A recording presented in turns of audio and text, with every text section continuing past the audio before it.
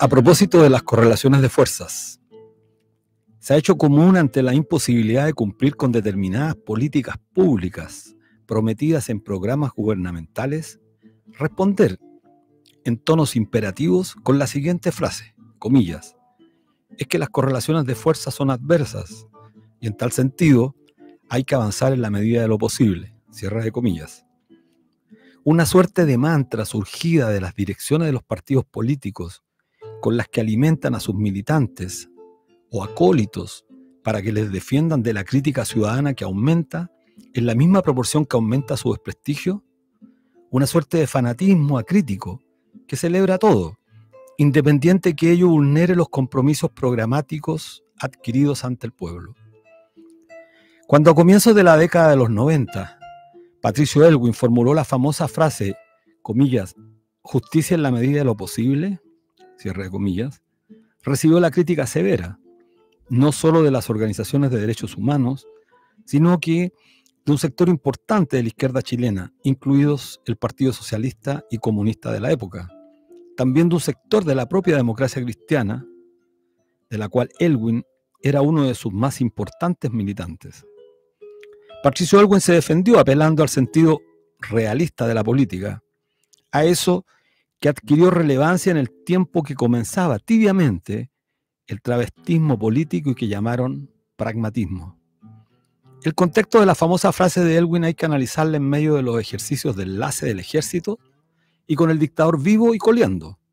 Se podría esgrimir después de 3 décadas que la desafortunada frase efectivamente impedía avanzar más de lo que se quería. Sin embargo, sin perder el contexto en que fue dicha, Aylwin había alcanzado el poder con una mayoría importante en primera vuelta. Las ilusiones democráticas que el pueblo había incubado en su conciencia a comienzos de los 90 eran altísimas. Y si se hubiese optado por apoyarse en el pueblo, que se la jugó por retornar a la democracia, quizás las cosas pudieron haber cambiado en beneficio de quienes aspiraban a cambios estructurales. Se optó por ceder, por negociar, por pactar con la derecha. Lo que vino después ya lo sabemos, fue la derecha la que ganó.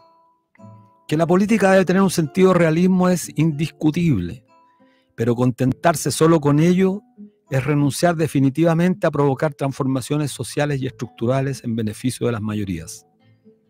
No es lo mismo Aylwin que Boric, tampoco es el mismo contexto. Pinochet ya no está y tampoco se oyen ruidos de sable. Boric llegó con un programa que planteaba poner fin al CAE, acabar con las AFP, restituir la salud pública, lo que significaba acabar o al menos reducir a su mínima expresión a las ISAPRES, cuestionar y oponerse al TPP-11, aumentar los impuestos a los más ricos, desmilitarizar el Gualmapu y refundar Carabineros. La frase que sintetiza, al menos en el discurso, su compromiso con su programa es, comillas, acabaremos con el neoliberalismo. A 2 años de mandato, el neoliberalismo no se acaba, tampoco las AFP, ni las ISAPRES. Carabineros y algunas autoridades cuestionadas gozan del apoyo del gobierno y lo demás sigue sin cambiar. Las relaciones de fuerza, entonces, se corresponden con la realidad. Si se abandona la participación social en los debates de las grandes políticas públicas, la ciudadanía se sentirá marginada, desencantada y traicionada. Y mientras el statu quo se mantenga inmutable, los sectores dominantes ganarán. Por el contrario, si se incentiva la movilización social, si se empuja a alcanzar victorias, la conciencia y la confianza en que es posible cambiar aumentará. Cuando desde el gobierno se le reconoce a quienes son los sostenedores del actual modelo una fuerza más allá de la real, lo que se hace es investirlo de una fuerza que lo muestra como invencible, incapaz de poder superarlo, incapaz de derrotarlo.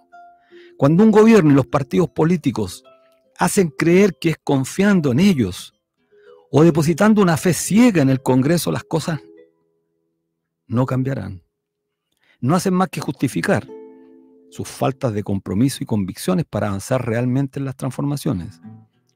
La resignación para contentarse con lo que es posible cambiar, si la derecha lo permite, es lo que ha hundido a la política a los niveles de descrédito actual. Si en cambio se tuviera claro que las relaciones de fuerzas no son algo mecánico, estático, entonces se empujaría para cambiarlas a favor de las mayorías. Las correlaciones de fuerza, en su sentido más estricto, son construcciones. Entonces, la tarea necesaria para transformar las correlaciones de fuerza es prepararse para que el escenario cambie, para movilizarse y obtener victorias que ayuden a tener confianza en la propia fuerza. Junto con ello, combatir a los acólitos y fanáticos funcionales que justifican las inoperancias con que las correlaciones de fuerza son adversas.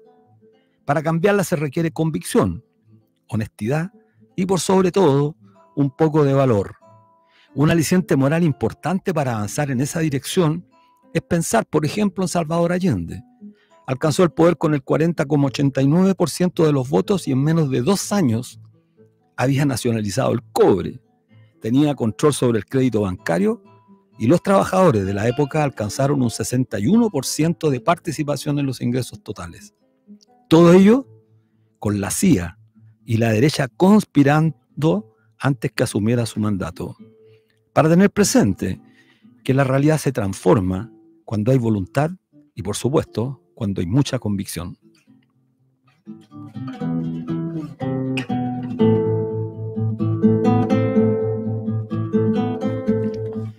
Hola amigos, amigas, ¿cómo están? Como todos los días viernes en un nuevo programa de debate social, aquí en la radio ¿Qué piensa? La radio Universidad de Chile en el 102.5 del dial FM y en su señal online y por streaming a través de canal YouTube, canal.social.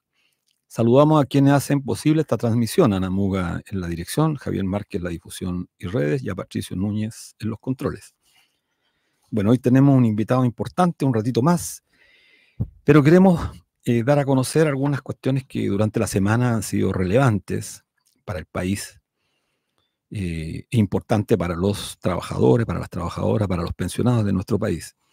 Se emitió un comunicado de prensa a propósito de la votación que se llevó a cabo en la semana en la comisión, bueno, en la sala, porque ya había sido aprobado en la comisión de Trabajo y en la comisión de Hacienda, y finalmente la propuesta del gobierno se llevó a sala y fue aprobada con los votos de un sector de demócratas, y que en lo esencial es una propuesta que ha sido absolutamente desnaturalizada, una propuesta que fue vaciada de todo contenido, y lo que llega en realidad al Senado es una propuesta que ya no va a ser el 33%, que ha sido el eje de la discusión, sino más bien el cómo se mantienen los pilares estructurales del actual modelo.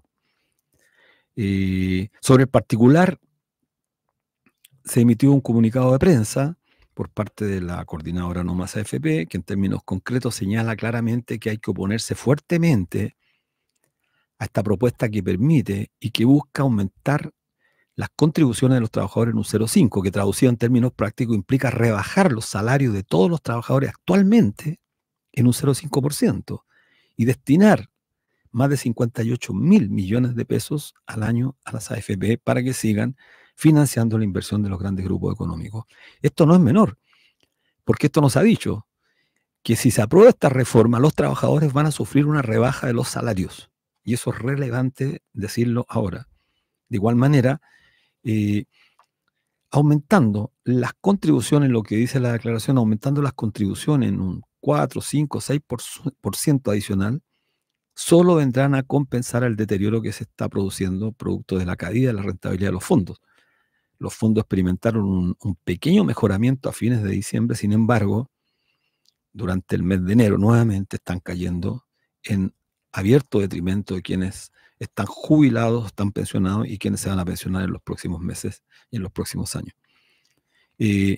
Lo mismo la circular plantea, la declaración de la coordinadora No Más AFP plantea que no es efectivo que con esta propuesta los trabajadores van a poder elegir entre un órgano público y un órgano privado, porque de paso hay que decir que se cayó también en la propuesta la idea esta de convertir o de plantear un órgano público de administración. Se cayó completamente, pero en todo caso, si hubiese sido, no había posibilidad de elegir, porque en realidad un órgano público lo único que iba a hacer era administrar con la lógica de la capitalización individual los ahorros de los trabajadores, es decir, una suerte de AFP estatal, cuestión que también ha sido largamente rechazado. Y la propuesta finalmente termina exigiendo al gobierno que cumpla con la promesa de campaña del presidente Gabriel Boric en orden a llevar la pensión garantizada universal a 250.000 pesos y que además se le entregue a las mujeres a los 60 años y no tengan que esperar hasta los 65 años como está ocurriendo hoy día, que se les somete a una situación absolutamente gravísima.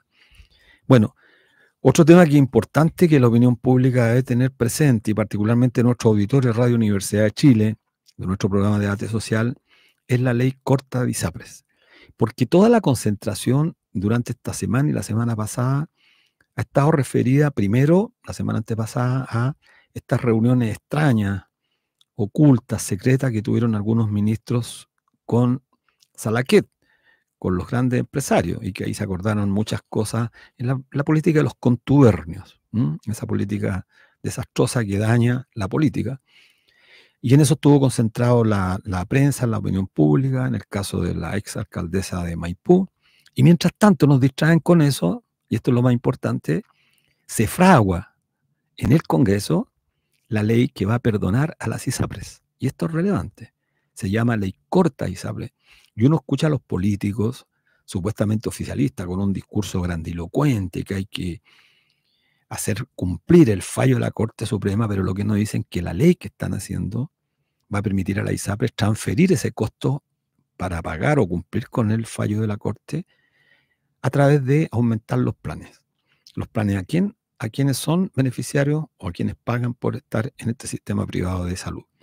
Pasa lo mismo con la reforma de pensión en este particular caso, discurso inflado en pos de los usuarios y de la gente, pero por detrás se teje el salvataje al negocio de la salud que busca, insistimos, burlar el fallo de la Corte Suprema que ordenó, tras detectar un cobro indebido en los planes, que las ISAPRES debían devolver más de 1.400 millones de dólares.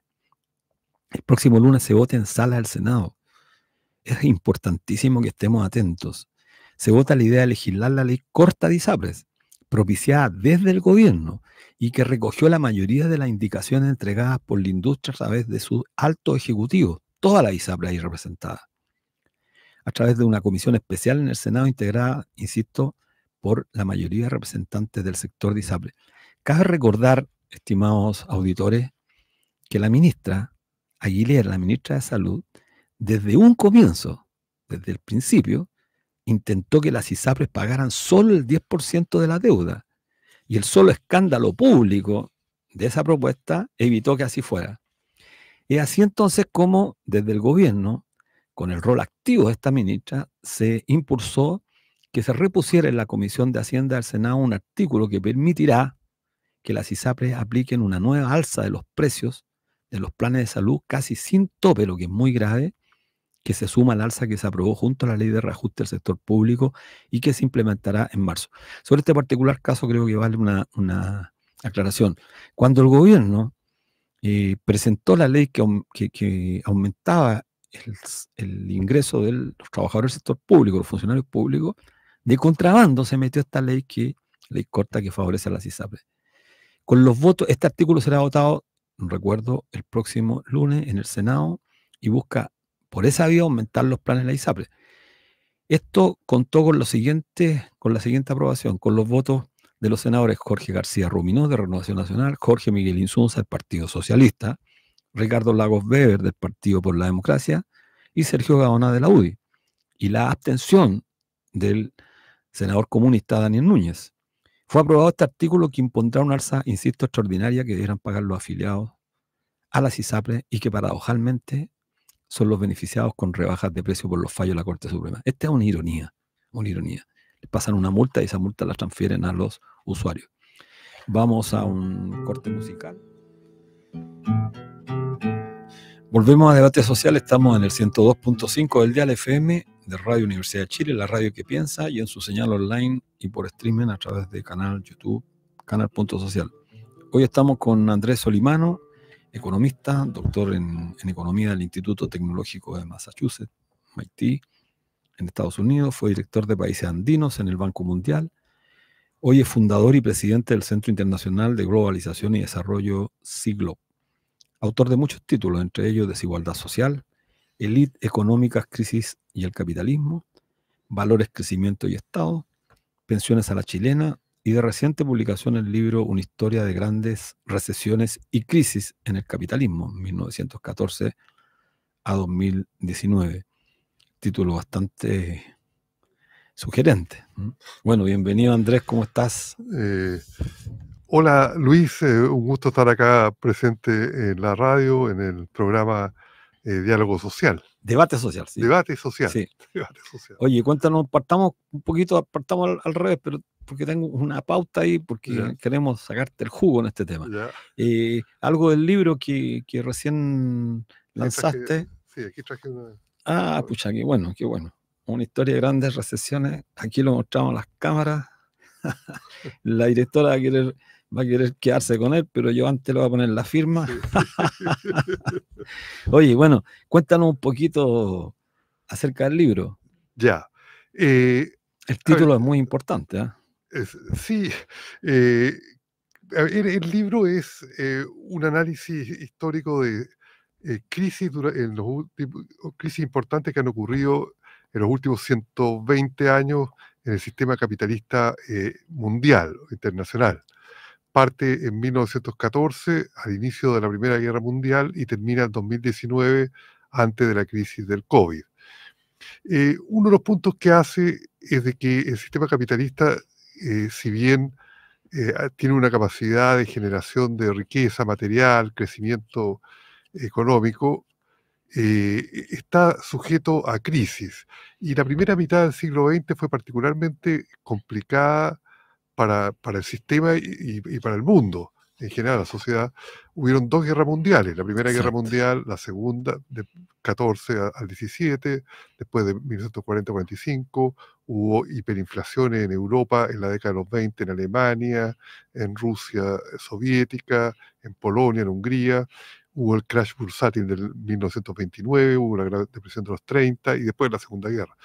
En la segunda mitad del siglo XX que analiza el libro, incluye, después de la Segunda Guerra Mundial, hay un cambio en la hegemonía dominante, se pasa hasta la Primera Guerra Mundial, el país hegemónico era no único, pero el más importante que sea en Inglaterra, el Reino Unido, y después se transforma en Estados Unidos. Claro.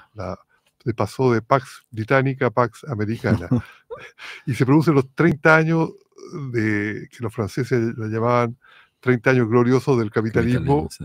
desde fines de la década de los 40 hasta mediados de la década de los 70, con crecimiento económico razonable, baja la desigualdad, relaciones laborales más equilibradas, etcétera, ausencia de grandes crisis. Pero después viene la globalización neoliberal que analiza el libro desde los 70-80, que coincide con la caída de los socialismos reales, muro de Berlín, 89, y fin de la Unión Soviética como entidad política, el 91, y es un periodo de una especie de euforia de que el sistema capitalista mundial se transforma en el único dominante. El fin de la historia, el fin de la historia. Fukuyama, sí. Claro, entonces el libro un poco analiza esas grandes tendencias. Tiene un capítulo también de los regímenes socialistas, desde que empieza con la revolución del 17 en Rusia hasta que termina el 91 con la autodisolución de la URSS. También hay un capítulo sobre América Latina, hay un capítulo sobre el este de Asia y sobre los países desarrollados del sistema capitalista mundial. Se enfatiza que es un sistema muy propenso a las crisis, que es un sistema con tendencia a la desigualdad profunda, y que hay una nueva crisis que no era tan importante o que había conciencia en el siglo XX, pero que ahora, que es la crisis ecológica, desestabilización de los ecosistemas.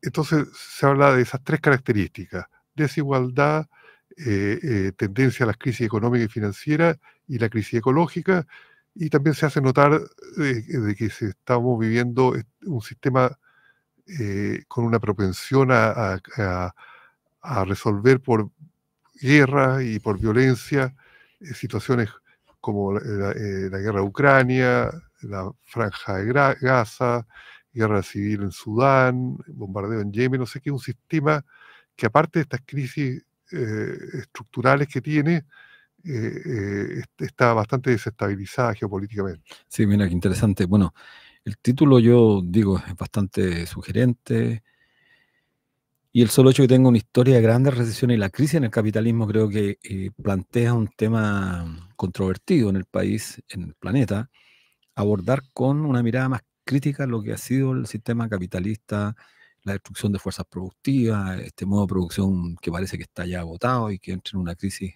tú lo decías muy bien, que se expresa y se manifiesta a través de guerras que son absolutamente inhumanas. Pero bueno, vamos a recomendarlo entonces este libro para que Ediciones LOM, Sí, una historia necesitamos. de grandes recesiones y crisis en el capitalismo, 1914-2019. Y entremos en otra materia que queremos aprovechar, Andrés, que estás acá. Esta semana fue aprobada en el Congreso la idea de legislar la reforma de pensiones propuesta por el gobierno, aunque esta ha ido mutando por el camino, recogiendo varios aspectos que la alejan de lo que esencialmente se planteaba, que nunca tampoco, hay que decirlo, fue una gran propuesta.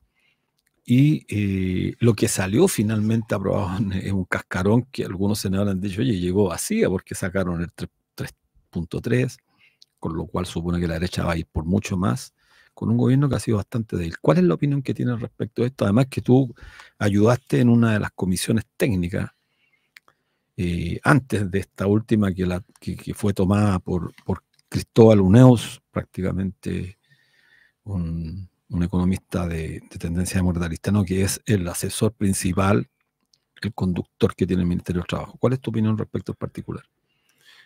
A ver, yo lo pondría un poco, a ver, lo que ha pasado eh, es una cosa que ya viene recurrente, a mi juicio, que es intento de hacer reforma en el sistema de pensiones chileno que al final llevan a que no se pueda, a que terminan siendo bloqueados o que no llegan a puerto.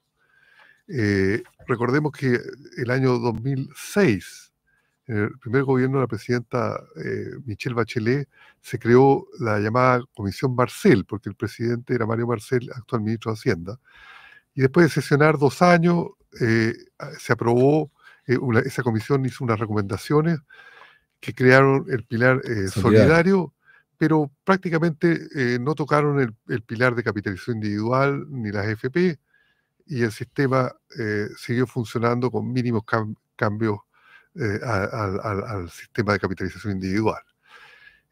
Incluso la rentabilidad del sistema aumentó después de esa reforma. Claro. Eso están los datos del Ministerio de Trabajo y Previsión Social, que tiene una tasa de retorno de 23% sobre el capital, que la hace el negocio más rentable de la economía chilena legal.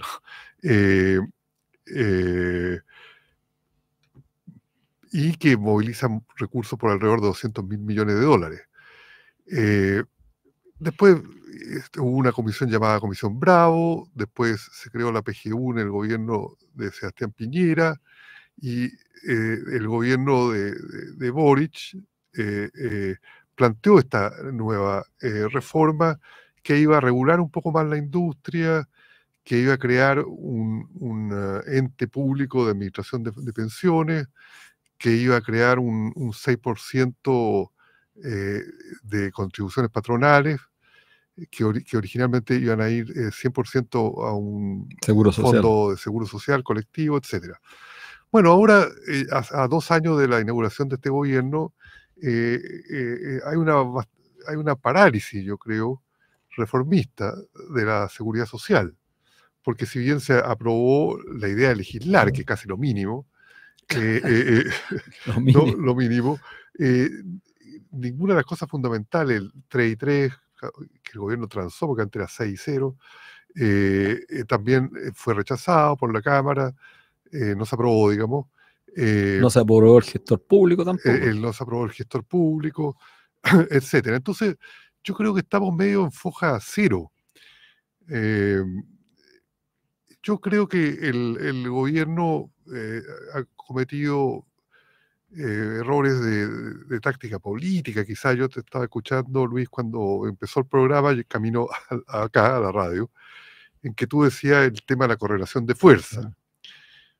Claro, el gobierno hace su evaluación de la correlación de fuerza, pero no activa mecanismos que pudieran alterar esa correlación de fuerza, como por ejemplo aliarse con los sectores sociales, Exacto. los movimientos sociales.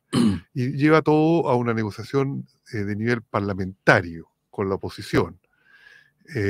Más que sacarlo un poco de solamente parlamentario y llevarlo a un campo que pudiera tener aliados, no solo en diputados, senadores, sino que tener aliados en las fuerzas sociales. Y lo otro, que a pesar de que es un proyecto complejo, que hay cambio y todo, en lo grueso mantiene la filosofía del sistema existente en los últimos 41 años de la mantención de la privatización de la seguridad social, de la gestión de la seguridad social. Claro, se dice que se va a acabar la AFP, pero se cambia de nombre un poco porque el instituto, la institución privada de pensiones, sigue siendo todo privado. Hubo intento del IPS que administrara las cuentas, después se decidió que debían ser licitadas a privado, todo privado, privado, privado. Se abandonó un poco una cosa que hemos conversado varias veces Sí. con Luis, de la necesidad de desprivatizar la seguridad social en Chile. Bueno, sobre eso quiero preguntarte, Andrés, porque tú escribiste un libro que para mí es muy importante, también quiero recomendarlo, que se llama Pensiones a la Chilena. Recoge la experiencia internacional en el camino a la desprivatización que iniciaron países que probaron, que aplicaron el modelo chileno, pero echaron pie atrás a los pocos años ante los resultados negativos que mostraba esto. Fuerte aumento del gasto fiscal, aumento de la concentración de la riqueza, bajas pensiones, etcétera. ¿Cuáles fueron los problemas que presentaron los países que decidieron revertir la privatización? Porque creo que es bueno mostrarle a la opinión pública que no es cierto esto que la propaganda reitera, repite, de que los sistemas de reparto, los sistemas públicos están quebrados y que la capitalización es lo que prima, cuando ya sabemos que eso es absolutamente falso. ¿Cuál es tu opinión, Andrés? Claro, a ver, en la década de los 90, un poco en la euforia de que las economías de mercado capitalistas iban a dominar el mundo, varios países en América Latina, sobre todo, y en el este de Europa, adoptaron sistemas de capitalización individual usando como modelo un poco el modelo chileno de la época de Pinochet, 81. Eh, pero ese experimento empezó a hacer agua a partir de la crisis financiera del 2008, y muchos países empezaron a salirse y a volver a la seguridad social pública, que iniciaron esta privatización de la seguridad social y salieron como Argentina, Bolivia, Polonia, Hungría, República Checa, Eslovaquia, Rumania, Rusia. En distintos puntos del tiempo fueron saliendo, algunos no lo declararon inconstitucional, estos proyectos que ni siquiera empezaron, y fueron quedando los más recalcitrantes. Chile también quedó un poco la República Dominicana y un par en África. Pero de los 30 países que hicieron algún grado de privatización en la década de los 90, principios de los 2000, 18 entre los más grandes abandonaron, es decir, revirtieron y desprivatizaron la seguridad social. Por varias razones. Uno, porque por ejemplo, las comisiones que cargaba el nuevo sistema privatizado, eran muy altas y comía las pensiones porque había que dedicarle una parte del sueldo a pagar, del salario, de la cotización, a pagarle a estas administradoras privadas, y le quitaban recursos que podían acumularse en pensiones. Lo otro, estaba la transición de la gente que estaba en el sistema público a los privados, que la ponía el Estado. Entonces, como tú decías, aumentó mucho el gasto público. Eso en Europa fue bien sensible, los acuerdos de Maastricht se tensionaron con eso. Después, el sistema mostró ser caro en su administración, gasto de publicidad, fuerzas de venta, etcétera. Empezaron a redistribuir ahorros de los asalariados al capital para financiar empresas, como en Chile. Entonces, todos estos países decidieron desprivatizar la seguridad social, por razones bastante parecidas a las dificultades que tiene el sistema chileno. Lo que pasa es que el sistema chileno ha durado más de 40 años, 43 años, ya si tomamos el año 80, 81, mientras que los otros sistemas duraron entre 5 y 14 años. Entonces, los montos que administraron eran menor como proporción de su Producto Interno Bruto que Chile, y el sistema estaba menos profundizado. En general, la desprivatización contó con bastante apoyo popular. No hubo resistencia de que la gente saliera a la calle a defender el equivalente de los modelos AFP Claro. cuando se estaban terminando. Y se volvió a la gente, y la otra cosa importante que podría dar clave para una reforma real en China y genuina, es que a la gente se le dio la opción de o seguir en los sistemas de capitalización que habían sido creados en los 90, principios de los 2000, o volver a la seguridad social pública. Eso quería preguntarte a propósito de que me parece muy interesante el término desprivatización, ¿no? Claro. Porque lo opuesto a lo privado es lo público.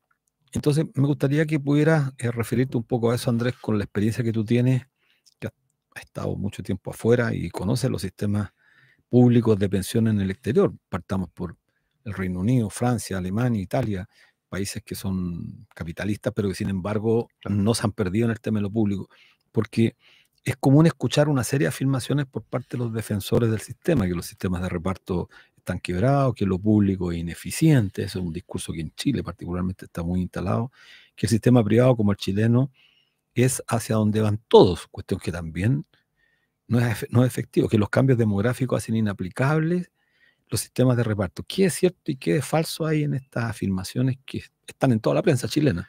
Claro, el debate chileno es bien particular y muy insular, encuentro yo, en el sentido que ha creado una mitología que no es real, que no es verdad, que en los sistemas públicos de pensiones basados en el reparto o pago sobre la marcha, que los activos Claro. financian a los pasivos, serían insolventes, estarían casi quebrados, etcétera, y que el único país que descubrió la vara mágica de cómo resolver su problema de seguridad social sería Chile, habiendo privatizado. Claro. Entonces, es como diciendo, yo sé, y el grueso del mundo, claro. Estados Unidos está equivocado, Canadá está equivocado, Australia está equivocado, Alemania está equivocado, los escandinavos, están todos equivocados. Lo que no están equivocados son los chilenos que privatizaron la seguridad social. Los otros están perdidos. Bueno, pero si uno empieza a analizar el nivel de pensiones que paga los sistemas públicos, a los costos unitarios de manejo, mucho más bajo la seguridad social pública que la privada, no hay la volatilidad que la gente no sabe, que el beneficio es definido. La gente sabe, sabiendo su último salario y sabiendo los años cotizados, qué proporción va a recibir de su último sueldo en pensiones. Acá sabe el monto de la pensión, claro. Acá hay una guerra no sé dónde, se cayeron las acciones en otro, hay un shock macroeconómico en tal continente, y la AFP dice, no, ahora se cayó el valor de los fondos y su pensión va a ser menos. O sea, en el momento que la gente necesita más certidumbre, se transforma más incierto. Es una gran deficiencia. No están quebrados ni mucho menos, le hacen cambios paramétricos en los países desarrollados, pero no conozco un país desarrollado que tenga en su agenda de política pública privatizar su fondo de pensiones. Eso es muy bueno decirlo. No hay, en Estados Unidos no está, hubo un pequeño intento tímido en la época de George Bush hijo, pero lo abandonaron rápidamente. En Alemania, ¿no? Lo que sí se han creado sistemas privados complementarios de capitalización. Eso está bien o aceptable. Y algunos componentes de capitalización han incorporado los sistemas públicos los de públicos pensiones, claro, también. que es el ahorro individual. Claro, el ahorro individual coexiste, pero nadie ha desmantelado, como se hizo en Chile, la seguridad social pública. Esa es la locura chilena, que otros países no la han adoptado. Entonces la mitología, está esa mitología, y lo otro, una falta de conocimiento, probablemente a propósito, de los procesos de desprivatización que hablábamos hace poco. Entonces, el público ha estado adormecido por una campaña incesante de los medios de comunicación sobre las virtudes del sistema chileno, lo cual contrasta con la realidad de las bajísimas pensiones, y una amnesia sobre la situación internacional en materia de pensiones. ¿Sabes tú, Andrés, que, bueno, en estas relaciones que uno establece con otros países en el debate sobre pensiones, la mediana de mujeres que se han pensionado a los 60 años, la mediana, está hoy día en un poco menos de $40, la mediana. Acá en Chile. Sí, es la más baja del mundo, medida por el producto o medida por el ingreso mínimo, en comparación del ingreso mínimo. Lejos la más baja, o sea, no representa casi ni el 10% del salario mínimo. No, sí, el nivel es desastroso, desastrosamente bajo de las pensiones y sobre todo para mujeres. No, es un sistema, yo la explicación que daría, así como de por qué hay un bloqueo, por qué es tan difícil reformar genuinamente el sistema de pensiones chileno, es porque el, el poder de la industria que gestiona las pensiones privadamente es tal, y el negocio es tan bueno, porque no sé en qué país haya una tasa de retorno 23% Claro, sobre el capital, ese es promedio, ¿eh? y dos Sí, tercios, promedio, sí, de la rentabilidad promedio del claro. sistema. Hay algunas veces que más y otras menos, pero es promedio. Y ese negocio intermedia el 2 tercios del Producto Interno Bruto, y por ley no se puede no se puede salir del sistema, porque el sistema depende, es un monopolio creado por el decreto de ley 3500, aprobado por la Junta Militar de Gobierno del año 80, que 43 años después, con 23 de democracia, de vuelta a la democracia, nunca ha sido derogado. Y ese decreto de ley 3500 dice, señores, los únicos que pueden administrar fondos de pensiones son, aparte de los antiguos, pero los nuevos entrantes de la fuerza de trabajo de la población civil, son asociaciones de fondos de pensiones.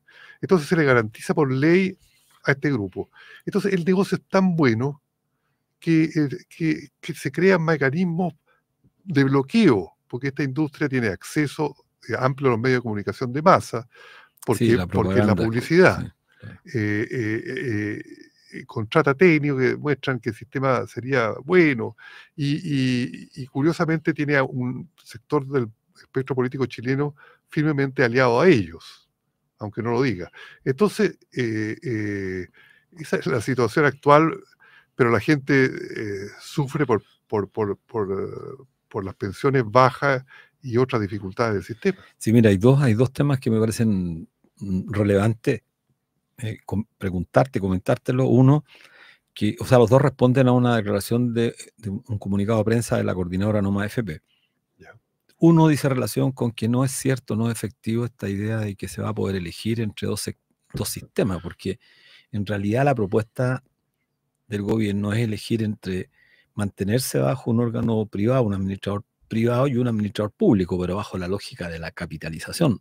Claro. No se dice acá que tú podrías elegir en mantenerte en las AFP o irte a un sistema como el IPS que funciona sobre lógicas distintas, que es el reparto fundamentalmente. Claro. Eso no hay posibilidad, no hay ninguna opción. Entonces, por lo tanto, la propuesta mantiene intactos los pilares del modelo actual. Como bien decías tú, este es el modelo que ha durado más tiempo, 43 años, y no se ve voluntad de cambio. Por eso quería preguntarte lo siguiente.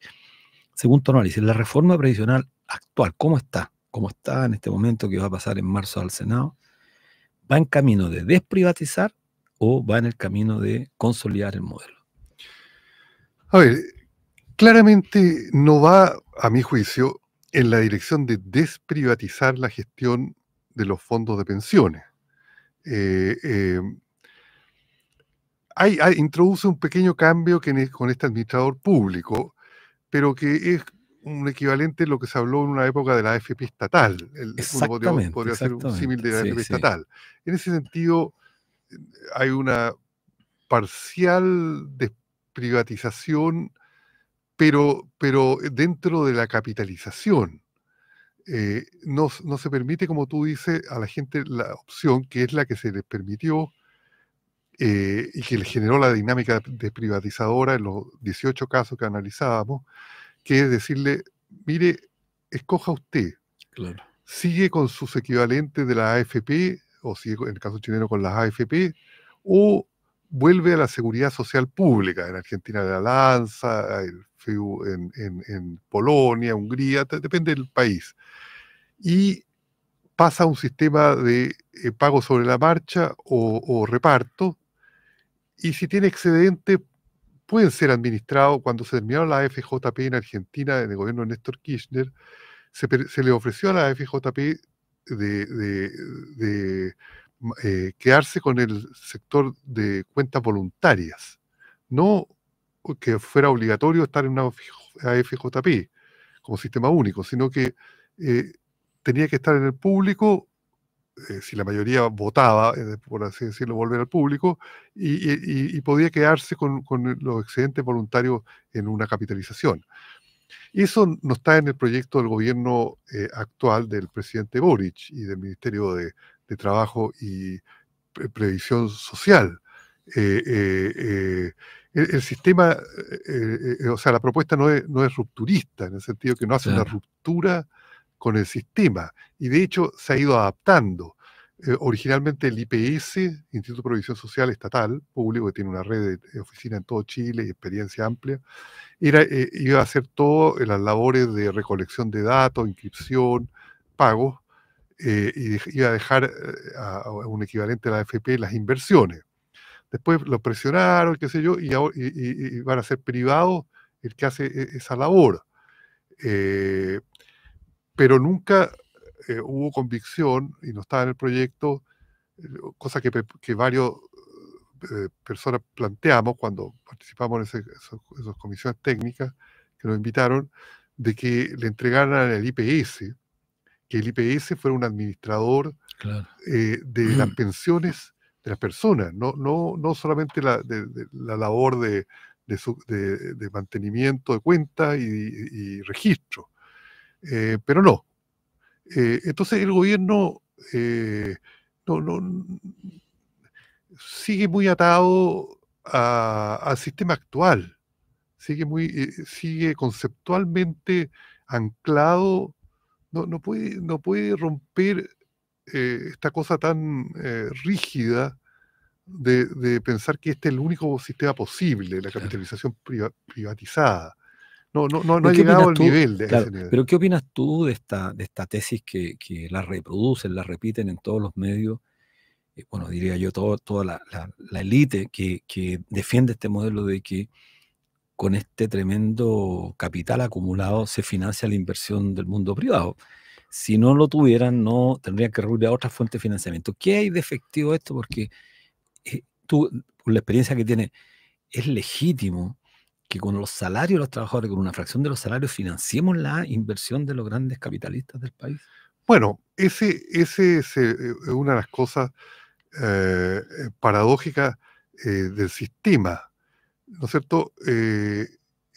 Carlos Marx, leí un día hace unos días una columna que sacaste, creo que en Le Monde Diplomatique, me pareció muy interesante. Pero bueno, Carlos Marx, en su escrito ecológico, decía: el sistema capitalista se basa en la explotación del trabajador, en el sentido que definía explotación como la diferencia entre el valor que crea el trabajador y cuánto recibe de su salario, el excedente, o la tasa de utilidades dividida por el capital, le llamaba la tasa de explotación.